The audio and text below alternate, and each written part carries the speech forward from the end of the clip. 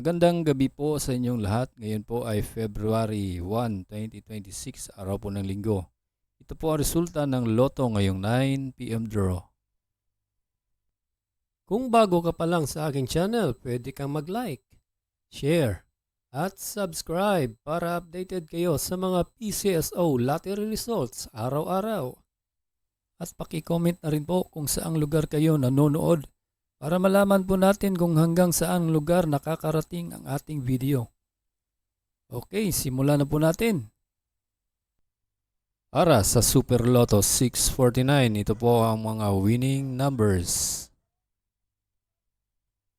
8, 10, 15, 25, 21, and 2 in any order for the jackpot prize of 26,094,363 pesos and 75 centavos.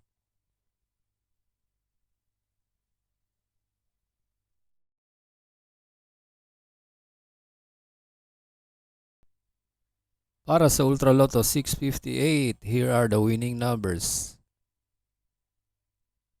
30, 17, 20, 28, 55, and 23 in any order for the jackpot prize of 75 million pesos.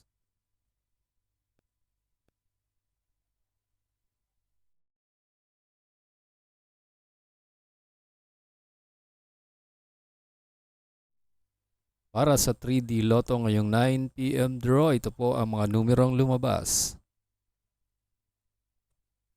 2, 4, and 1 in exact order.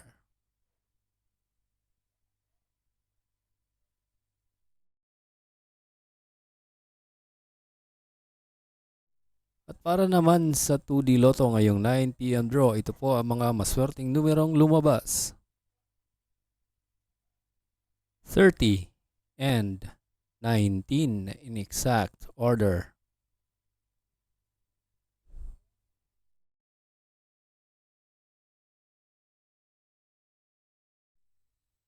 Congratulations po sa lahat ng nanalo at kita-kits po tayo bukas para sa 2 p.m., 5 p.m. at 9 p.m. Maraming salamat po sa panunood. God bless us all.